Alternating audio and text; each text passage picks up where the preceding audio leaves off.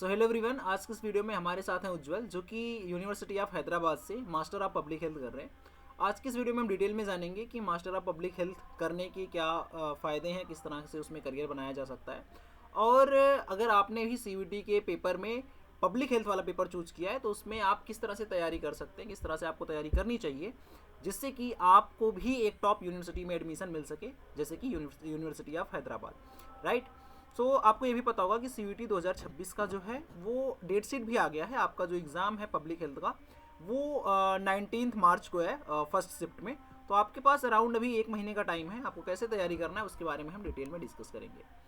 Okay, सो उज्ज्वल, सबसे पहले हम ये बताओ कि किस तरह से वहाँ पे लाइफ चल रही है और किस तरह का वहाँ पे माहौल है और किस तरह से करियर गाइडेंस वगैरह क्या दे सकते हो रिलेटेड टू पब्लिक हेल्थ।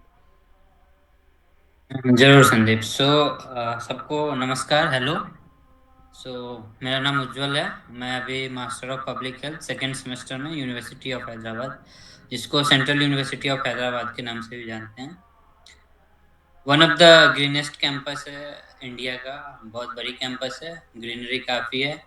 बहुत सारे लोगों ने इस कैंपस के बारे में पिछले पिछले साल एक प्रोटेस्ट हुई थी इन्वायरमेंट को लेके, तब सुना था। उस समय मैं भी इस कैंपस के बारे में ज़्यादा सुना था।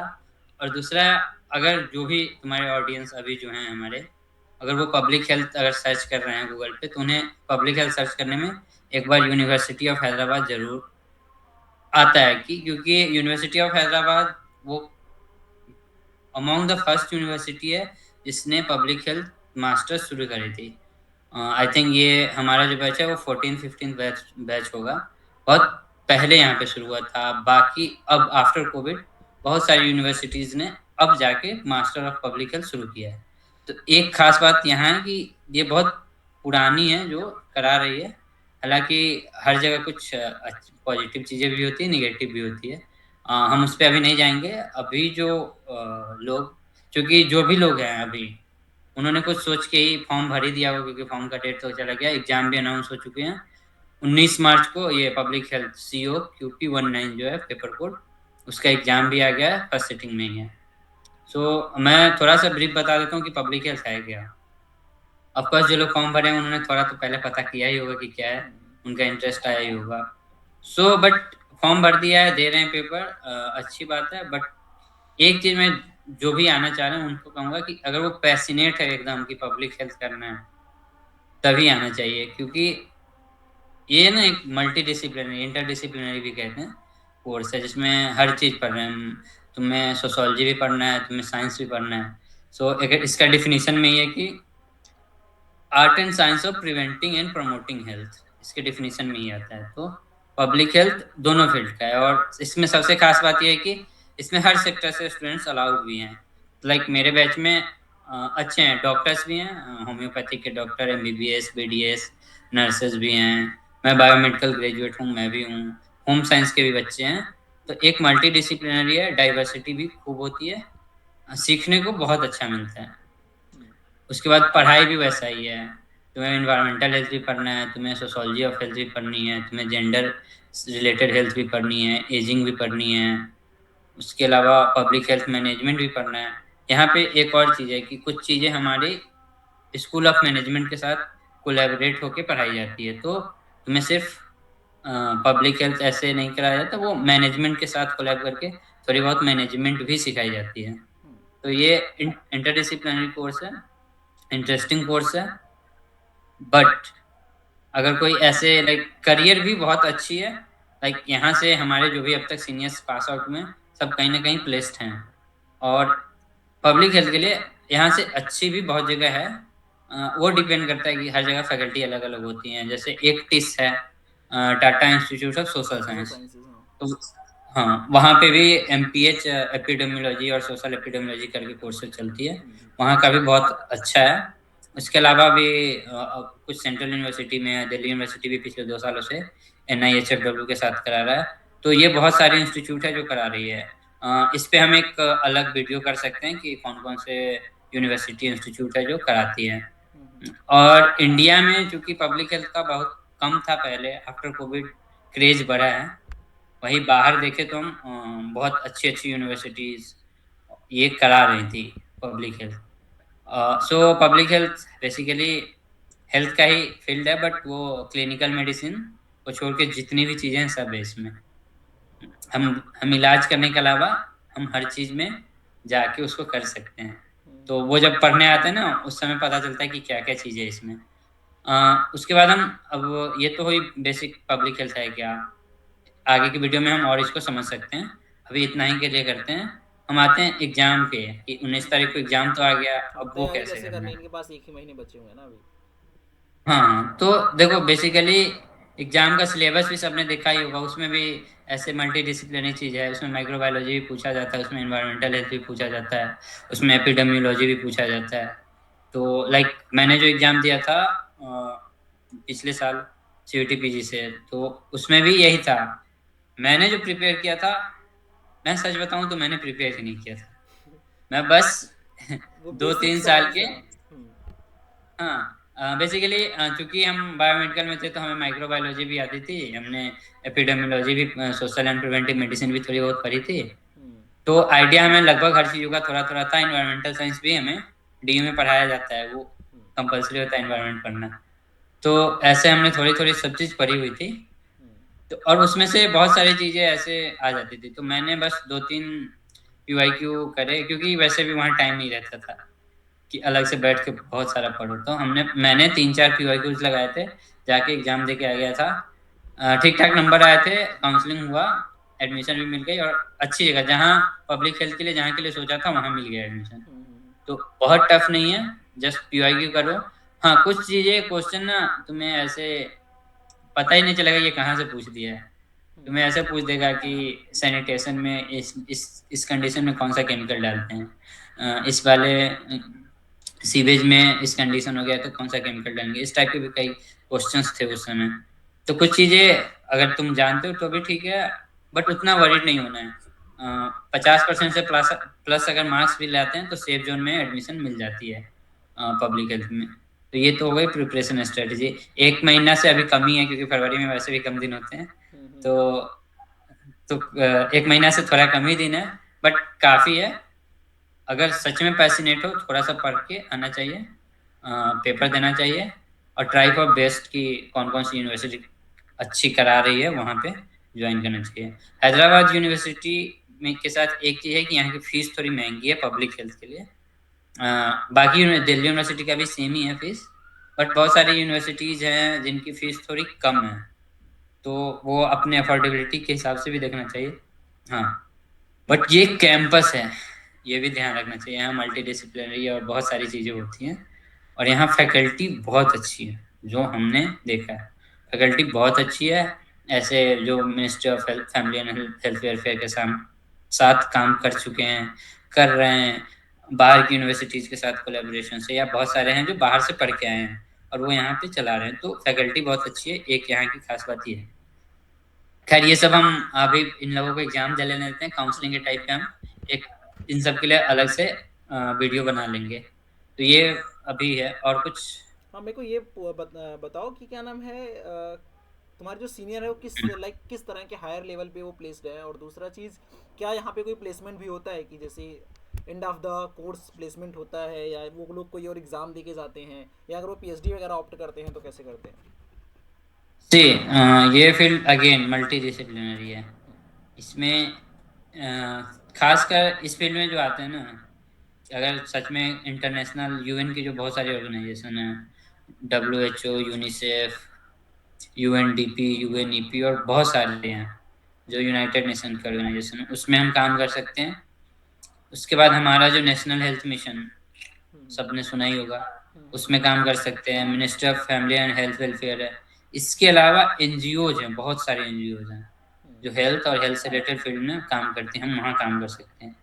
इसके अलावा भी बहुत सारे अपना टीचिंग लाइन में भी जा सकते हैं, वहाँ भी अच्छा करियर है। रिसर्च बहुत हो रहा है पब्लिक हेल्थ में, यहाँ भी पीएचडी होती है, हर जगह होती है। जेएनयू है, जेएनयू में मास्टर ऑफ पब्लिक हेल्थ होता है, वहाँ पे भी पब्लिक हेल्थ में पीएचडी है, हेल्थ साइंसेज में।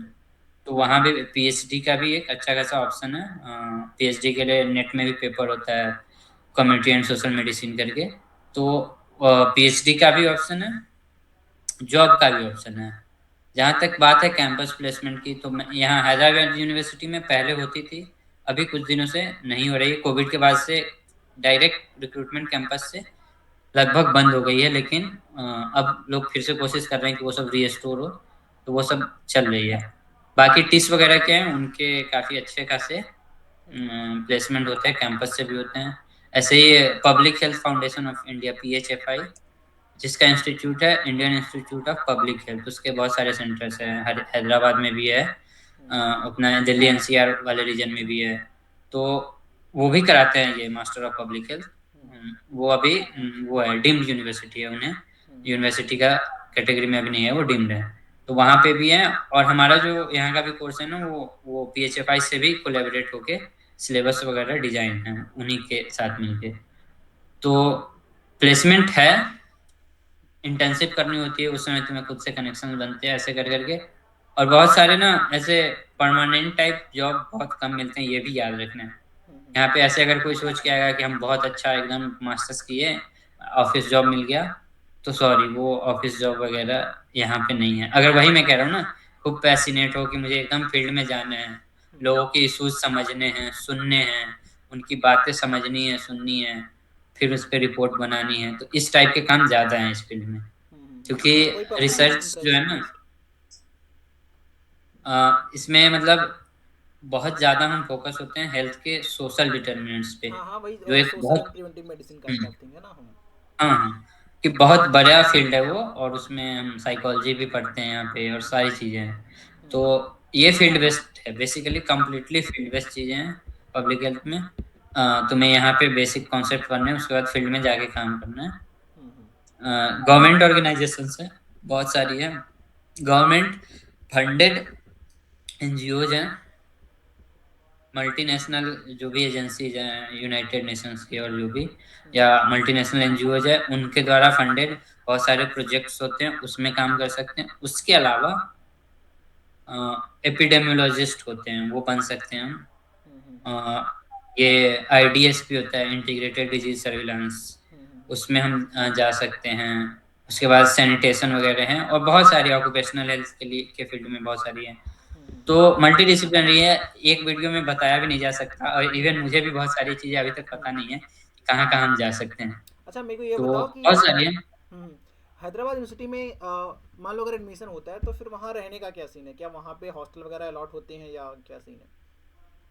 सी, ये कैंपस फुल्ली रेसिडेंशियल है। यहाँ सबको, अभी भी मैं बात कर रहा हूँ तो हॉस्टल से ही बात कर रहा हूँ, और बहुत ही सस्ता हॉस्टल है। रेंट जो है अभी हॉस्टल का 500 पर मंथ है। शुरू में थोड़ा ज़्यादा लगता है, 3,000 4,000 के आसपास पहले सेमेस्टर में, उसके बाद 500 लगते हैं। उसके बाद मेस में खाना मिलता है, वो भी बहुत ज़्यादा महंगी नहीं है।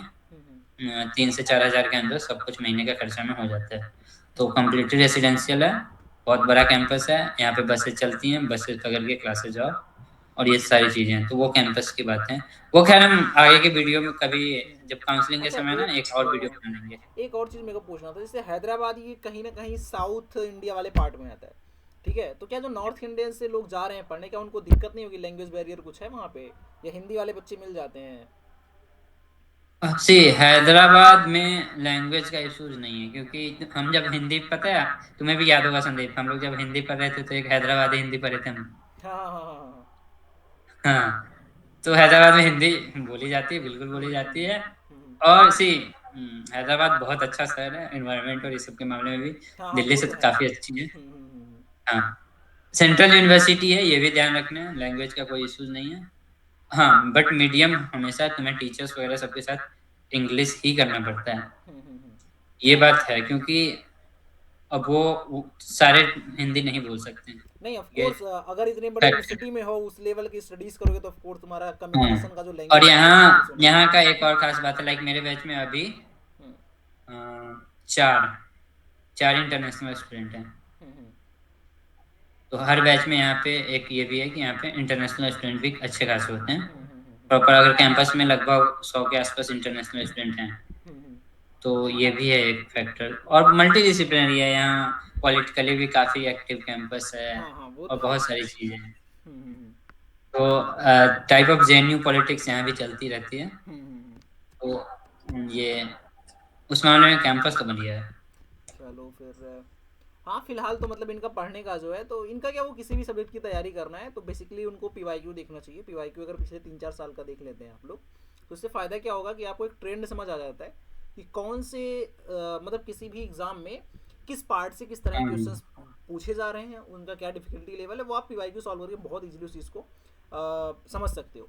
बाकी अगर आपको बहुत ज़्यादा जानकारी चाहिए पब्लिक हेल्थ के बारे में, तो ऑफ कोर्स ये जो मैं वीडियो अपलोड करूँगा चैनल पे, उसके साथ ही उज्ज्वल का चैनल खुद का है, वो उसमें कोलैबोरेट होगा, तो वहाँ पे उज्ज्वल के चैनल पे आप जा करके वहाँ पे उनसे कांटेक्ट कर सकते हो, या फिर नीचे वीडियो के कमेंट सेक्शन में आप जो भी क्वेरीज होंगी वो आप डाल दीजिएगा, उज्ज्वल वहाँ पे रिप्लाई कर देंगे। इसके अलावा उज्ज्वल कुछ और? हाँ हाँ, इसमें बुक प्रिपरेशन में एक बुक है, हम्म सोशल एंड प्रिवेंटिव मेडिसिन का, हम्म, जिसका नाम वो के पार्क करके है, प्रिवेंटिव एंड सोशल हाँ हाँ मेडिसिन। हाँ हाँ, पार्क वाली बुक, हाँ वो वो वो जैसे बायोकेमिस्ट्री में हमारा लेंजर बाइबल हाँ होता वो था ना, पता है, हाँ हाँ हाँ। वैसे ही पब्लिक हेल्थ और सोशल एंड प्रिवेंटिव मेडिसिन का बाइबल है वो। हम्म तो वो पढ़ना चाहिए अभी से। इवन एग्जाम में भी मैंने भी थोड़ी बहुत वो वाली बुक पढ़ी थी, हम्म सोशल एंड प्रिवेंटिव मेडिसिन, क्योंकि हमें यूजी में एक हमारा पेपर था ना, उस समय हमने पढ़ी थी। हम्म उसका उस बुक का ऐसे पीडीएफ वर्जन मिल जाता है, हम्म हर जगह अवेलेबल नहीं होता बट मिल सकता है, नहीं तो लाइब्रेरीज वगैरह में अपने यहाँ है, हम्म बहुत जगह लाइब्रेरी में भी मिल जाता है। हम्म तो अगर किसी को बुक चाहिए होगा तो वो मुझसे कांटेक्ट कर सकते हैं, बुक मैं हम्म अवेलेबल करा दूंगा। हम्म और भी किसी को प्रिपरेशन के लिए गाइडेंस चाहिए होगा तो दे कैन टेक्स्ट मी, मैं थोड़ी सी मदद कर दूंगा। चलो ठीक है, फिर इस वीडियो को इतना ही रखते हैं, काफ़ी आई गेस लंबा वीडियो हो ही चुका होगा। सो ठीक हम्म। है, मिलते हैं किसी और नए वीडियो में किसी नए टॉपिक पे। अगर आपको किसी और चीज़ के बारे में, किसी भी और कॉलेज के बारे में, किसी और यूनिवर्सिटी के बारे में, किसी और कोर्स के बारे में कोई भी जानकारी चाहिए तो आप कमेंट कर दीजिएगा। विल ट्राई कि हम वहाँ के स्टूडेंट से डायरेक्टली कांटेक्ट करें और फिर आपको उसके बारे में डिटेल नॉलेज दे सकें। मिलते हैं एक नए वीडियो में, तब तक के लिए बाय बाय। Thank you.